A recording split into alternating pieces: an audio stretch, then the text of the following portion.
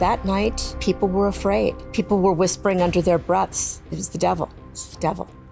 In 2017, we interviewed Anne E. Schwartz and E. Michael McCann. The issue wasn't going to be, did he do it or not? The issue was going to be, was he sane or insane when he did it? The local journalist who broke the story and the former Milwaukee district attorney who put Jeffrey Dahmer behind bars.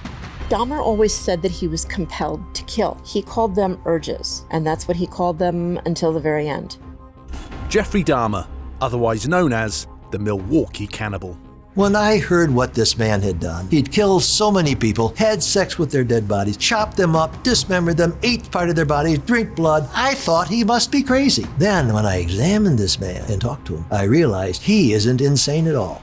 Dahmer confessed to the murder of 17 young men and boys. The partial remains of 11 were recovered from his small one-bedroom apartment. He would offer his victims money to go back to his apartment with him, to take nude photographs of them, and then perhaps to have sex. Give them a drink, you're thirsty, how about some coffee? And he'd have the drug already prepared in the coffee. He would then have sex with them while they were passed out, do with them as he wished. This is the story of what happened from the moment police walked into Jeffrey Dahmer's home. They came in and started looking at the apartment and opened a freezer in there, and were a number of bodies, one a fully enfleshed skull. It was so fantastical that you think people are making it up when they're telling you the details. But as it turned out, they weren't making it up. All of the atrocities that we heard about that had happened in that apartment really did happen.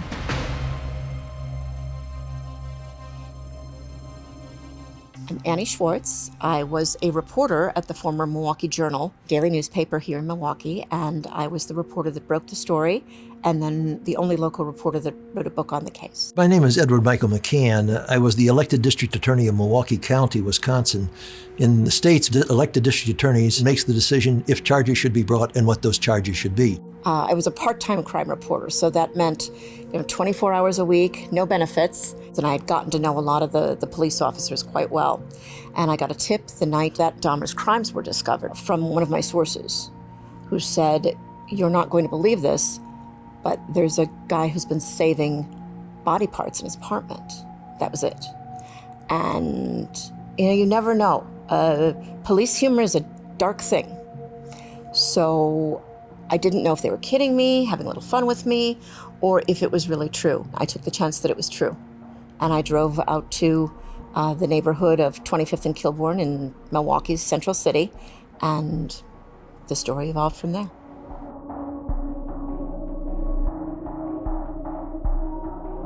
The medical examiner who was called to the scene didn't know what was happening. It was so strange. There was a freezer there, bodies, parts in the freezer, called in a hazmat crew. Well, our television stations cover the police radio. When they hear that, they dispatch crews there. I got to the crime scene very, very early. Officers were still standing around. The officers who took Jeffrey Dahmer into custody had just left, so with him in the squad car. So the scene was still very, very fresh. Officers were up in the apartment. They were still waiting for detectives to arrive and for supervisors to arrive. And I walked up the stairs into the apartment building, and I walked into the apartment, past the door, and just stood kind of in the doorway. I didn't do a tour of the apartment or anything, but I did get to stand inside the apartment and see what was there. Were there some curious smells? Yeah, there were. But this was not a building or a place where that would be unusual. It wasn't a gory crime scene. It was really quite antiseptic. It was a very simple one bedroom with a kitchen and a living room, and it looked like a regular single guy lived there. There were some dishes in the sink, but by and large, this was not some chamber of horrors like people will describe it. Certainly not at first look. Other journalists began arriving about 3 or 4 in the morning, because there was so much police radio traffic that in the newsrooms where they were listening to scanners, they could tell something was happening there. I already had a lot of the story by the time that other reporters had gotten there. And by the time I had gotten all the interviews from witnesses, from officers who were authorized to talk and then those who weren't authorized to speak, I went back to the newsroom and I started to write the story. The next day, you have the medical examiner moving parts of bodies and canisters dressed for environmental danger. They were able to show video of items coming out of the front door of this apartment building that's not usual at a crime scene. We saw a large blue barrel in which we know that Jeffrey Dahmer was trying to dissolve body parts. They had a refrigerator that was holding skulls and also was holding body parts. So these were coming down the stairs, and people were just incredulous to watch it. My reaction to it then was the same reaction I think that everybody who lived in Milwaukee had when they heard about the case. No, it can't be. This is Milwaukee. Those kinds of things don't happen here. This is the Midwest. This is a very nice place.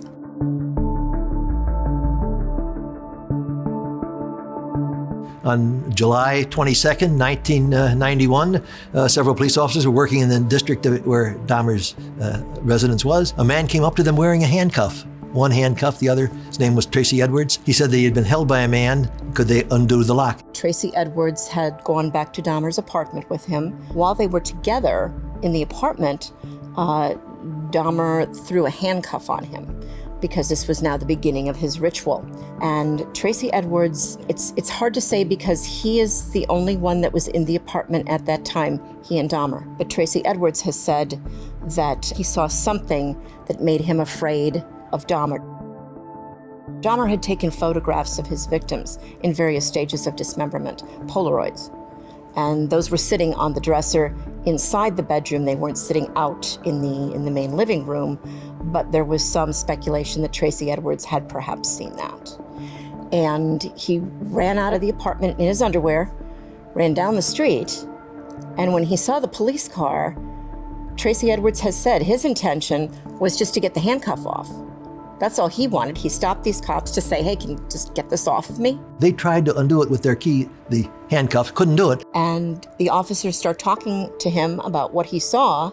And then they said, well, we should probably check this out. Let's all go back to the apartment. Tracy Edwards really didn't want to go back to the apartment, but they needed him to show them where to go. As they approached the apartment, Edwards told them, by the way, he was holding a knife on me. He was threatening me. Oh. The officers got into the apartment building. They knocked on the door. Dahmer answered, and the minute he saw that it was the police, he tried to shut the door on them. The police pushed the door open a bit. They started struggling with him, and then finally, he just gave in. They opened the door, they came in and started looking at the apartment and opened a freezer in there were a number of bodies, one a fully enfleshed skull. So they knew they were dealing with a very serious offense. Once detectives and officers started searching further, that's when they found out what the actual horror was in that apartment. One of the officers said he heard a scream, then he realized later he was the one who screamed when he saw the body. Just a little slight resistance, but Dahmer was taken into custody and the investigation was initiated. Dahmer was officially finished. He was finished killing and he knew that he was finished. This was not a great whodunit. This would have been a whodunit if Jeffrey Dahmer hadn't confessed to everything.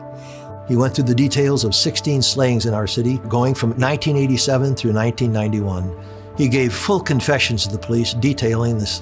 Most of the time, he did not know the name of the victims. They were victims he had picked up. Now, his lawyer directed him, as the lawyer should in that situation, not to talk with the police. He brushed aside that advice and continued talking to the police. And so the police, through his cooperation, were able to identify the victims. Dahmer eventually confessed to murdering and dismembering 17 men and boys. He killed 16 of his victims in Milwaukee and one in his home state of Ohio. You can imagine the families, every family whose son had disappeared and not been found. When they discovered here there's been killings going on in our city, the families came to the medical examiner's office clamoring to know, was this my son? Did you find my son? And of course the medical examiner couldn't tell right away. He very carefully used DNA to compare families. He didn't want to give someone the wrong part of a body. In some cases, parts of a body were recovered, unidentifiable for all intents and purposes. So he had to very carefully and sedulously go through the evidence, the medical examiner, and not create some distress for a family by giving the wrong body. So that took some time. When Dahmer remembered a crime that he might not have shared with the detectives, he would have the jail call them, whether it was the middle of the night or the middle of the day, and say, I remembered something else, please come over. Dahmer had said he wanted to make sure that he didn't forget anything because he wanted those families to have closure.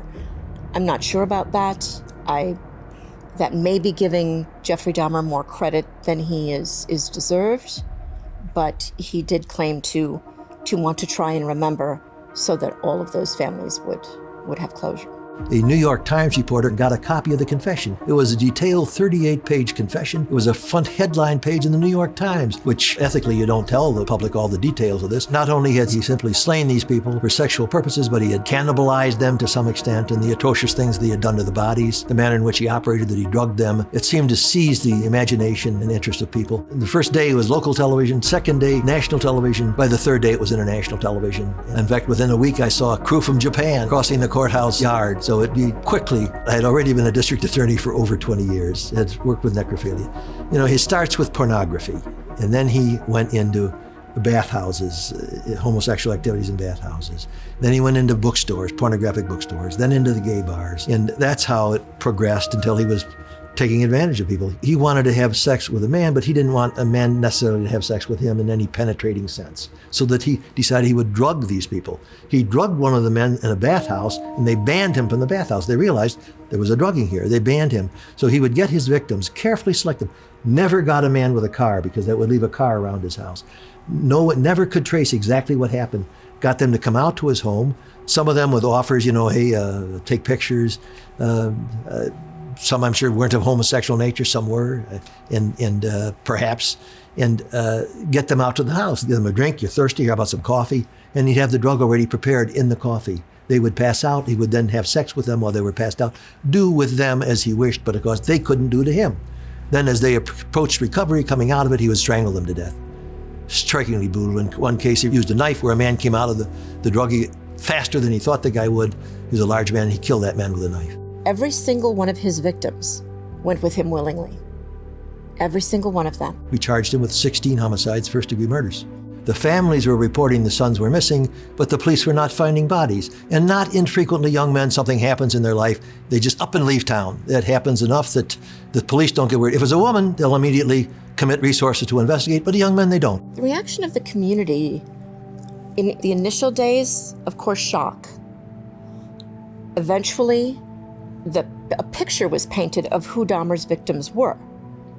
And they were almost all African-American homosexual males. Well, in the local community, of course, these families that had lost their children came forward. Dahmer was not African-American. So, now comes the speculation. Well, did he hate them? He didn't. Dahmer, who was gay, was attracted to African-American and dark-skinned, very muscular males. But the psychiatrist that examined him thought that was just his predilection, his favor. The type of person he wanted was they were mostly handsome, young black men. All of these African-American men were missing. Why didn't the police look further into that? Is it because they were black? And that's the question that people started asking. It created quite a tumult in the community, concern, how could this happen?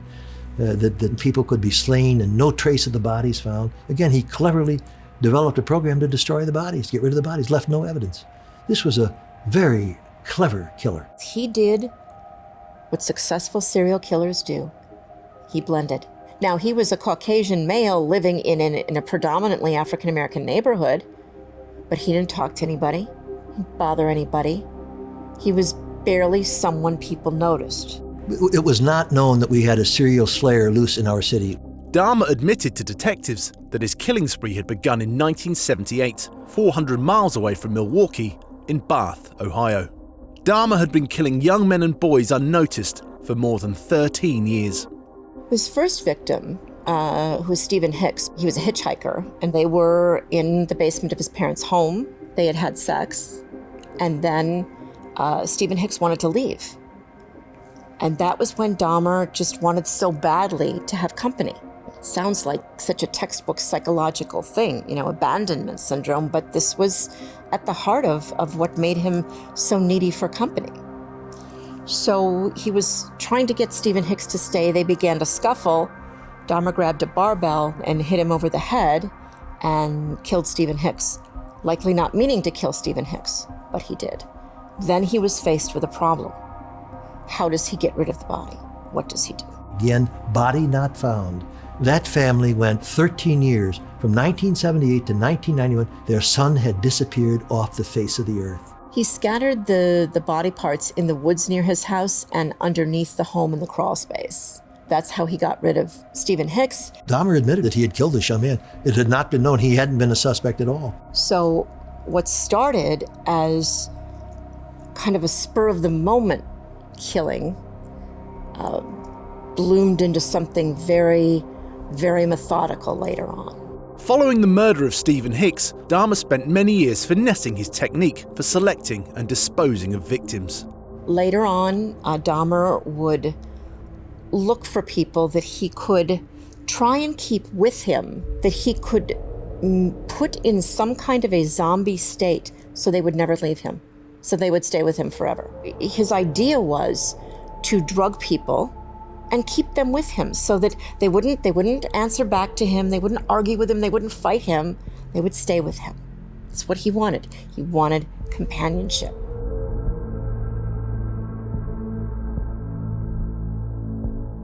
Dahmer had taken Conrad Synthesymphone, a young Asian male who he found attractive. He met him in the mall, offered him money to go back to his apartment.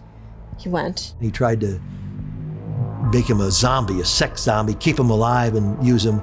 The police actually hacked into that when it was in progress. And that was really when the story turned from, oh my God, we have a serial killer in our midst, to, oh my God, the police had contact with him before he killed, I think, 4 or 5 additional victims.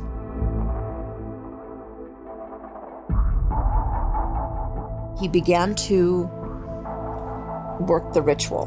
Dahmer, he began to drug him, and then he began the process of this crude lobotomy. And he had drilled a hole in this young man's head. He took a break. He ran out to get more beer, Dahmer did. And while he was gone, Conrad ran out of the apartment. Dahmer was an alcoholic and would drink before he did these things, I think to quiet his conscience, to do these horrible things. He was naked. He was completely dazed. And he was running up the alley next to Dahmer's apartment building. A woman saw him running up the alley and said, "There's a boy running up the alley, something's going on." And then these women called the police. So the police were told that a young naked man was running up the alley. Go see what is up with this. Dahmer comes back from getting the beer. We've got an ambulance there. We've got 2 police officers there. So he walked up to the officers. "Good evening, officers." He's very polite. He's sober. And he said, "This is my boyfriend. He came to stay with me. We had a little bit too much to drink, and he ran out of the house." He said, "How old is he?" Dahmer said, "He's 19. And the officers said, "Okay, well, just to make sure, let's all walk back up to the apartment together." Dahmer persuaded those officers they were having a relationship. They need not be concerned, even though had they carefully looked at him, they would have realized there was a problem. Took him back into the apartment, and he had 2 bodies in the next room. Closed door, of course. Persuaded the police that there was nothing wrong doing. The police left, and he thereafter slew that man. To that family, you can imagine the agony and the upset. The officers were fired. There was 2 of them were fired, and there was lawsuits over whether they could get their job back. It created much distress in the community, in the black community particularly. At a preliminary hearing on January the 13th, 1992, 31-year-old Jeffrey Dahmer pleaded guilty but insane to 15 counts of murder across Milwaukee. People would say to me, come up to me and say, "Mike, this guy killed 16 people. He was drinking their blood, eating parts of their body. He must have been crazy." It sounds like he's crazy to say that, but that's not what the insanity rule is. In the fact that he would have sex with a dead body, pedophilia, the various paraphilias there are, pedophilia, zoophilia, pedophilia, sex with kids, zoophilia, sex with animals, necrophilia, sex with dead people. That's never been an insanity defense in our country. If found sane, Dahmer would serve a life prison term for each murder. If found insane, he would be sent to a psychiatric facility where he could petition for release every 6 months after a year of treatment. We know the issue wasn't going to be, did he do it or not? The issue was going to be, was he sane or insane when he did it? We engaged several psychiatrists to testify as expert witnesses. The defense doctored up, as they say. The court appointed several psychiatrists. So it became a battle of experts, if you will.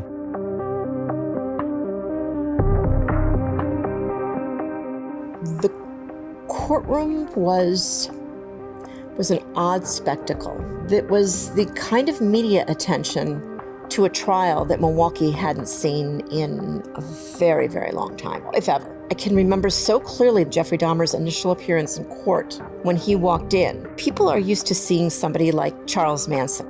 He's got the crazy guy look. He has a swastika carved in his head. You look at him and you say, oh yeah, I could spot him anywhere.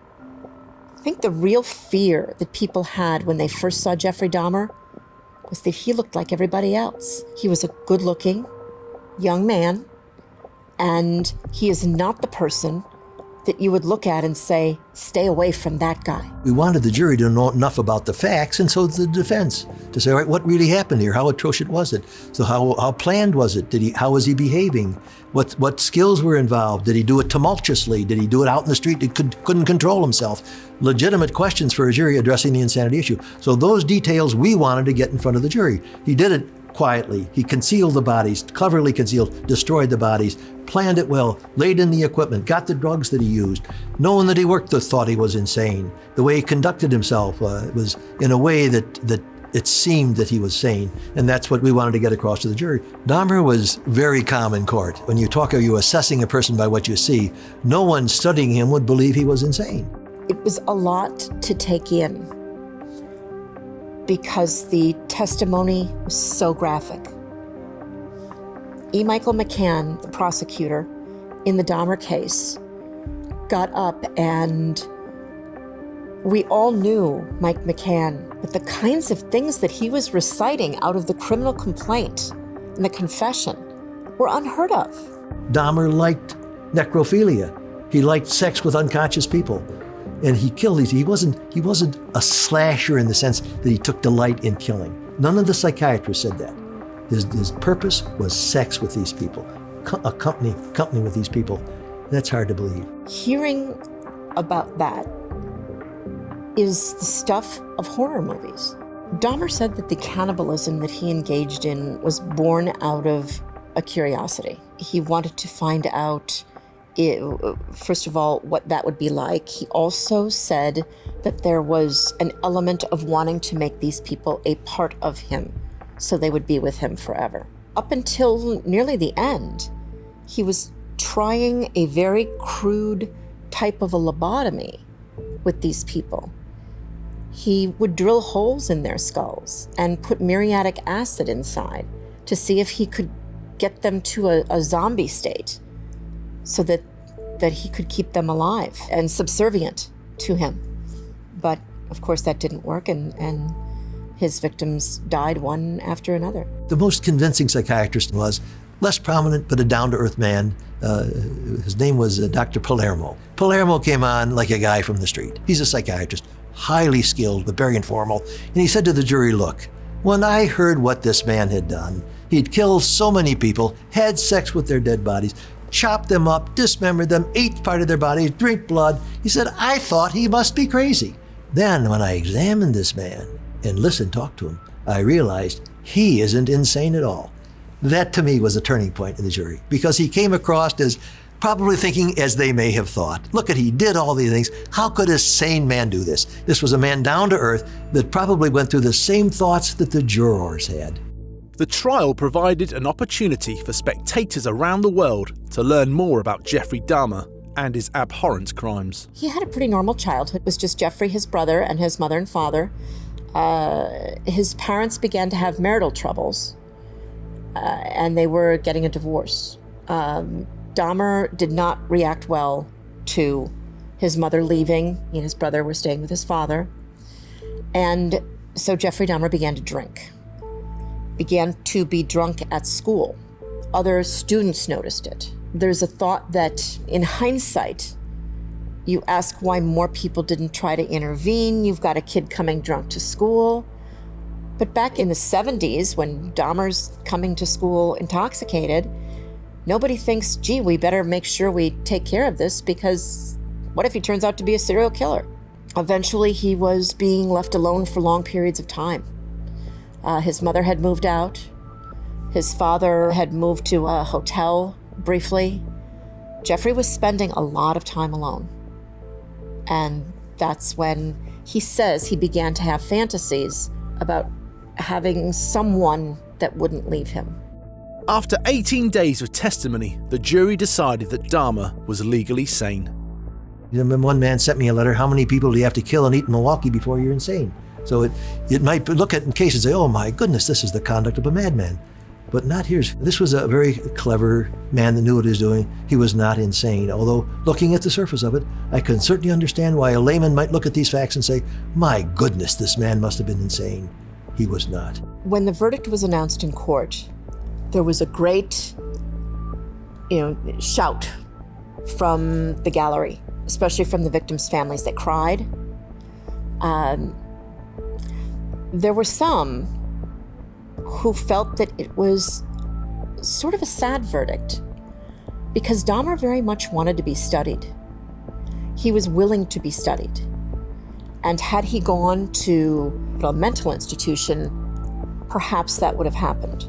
I was happy that this danger was removed from our community, that the jury had not been hoodwinked, that the jury realized this chap was not insane. Jeffrey Dahmer was sentenced to 15 life terms, the equivalent of 957 years in prison. I spoke to him in prison, but he was exactly as everyone described him. He was absolutely vanilla. If you met him in any interaction somewhere, you would never remember him. It was very, very brief, but he was very smart. He knew that I would go on to do a lot of national media because I'd written that book about him. And he knew that if I could get out and say that I had spoken to him, and then everyone would say, well, what did he tell you? What he said was, nobody's to blame for what I did except me. It's not terribly riveting, but it's something that he actually said. Dahmer was raised by a father who had very strict religious beliefs. And there were some observations from the psychiatric community that interviewed Dahmer that perhaps that was a reason he didn't feel comfortable coming out. That kind of comment would raise Jeffrey Dahmer's ire like nobody's business. He hated the idea that anyone would put blame on his father or on his mother. He was put in a prison, a strong security prison in Wisconsin. He was given the option, if you want to stay in your cell all the time, if you're fearful, we'll do that. He said no, he wanted to move around. It was very boring. Christopher Scarver was an inmate who was already in prison for murder. Jeffrey Dahmer and Jesse Anderson, arguably two of the highest risk prisoners in the prison system, were cleaning a bathroom together. Jesse Anderson was serving a life sentence for murdering his wife, which he blamed on two black assailants. Scarver got a hold of a dumbbell from the dumbbell weightlifting area, carried that dumbbell in. A particular guard who should have been watching, wasn't, at least the newspapers reported. Christopher Scarver went into the bathroom and beat both Jeffrey Dahmer and Jesse Anderson to death. So they were bludgeoned to death in a bathroom of a maximum security prison.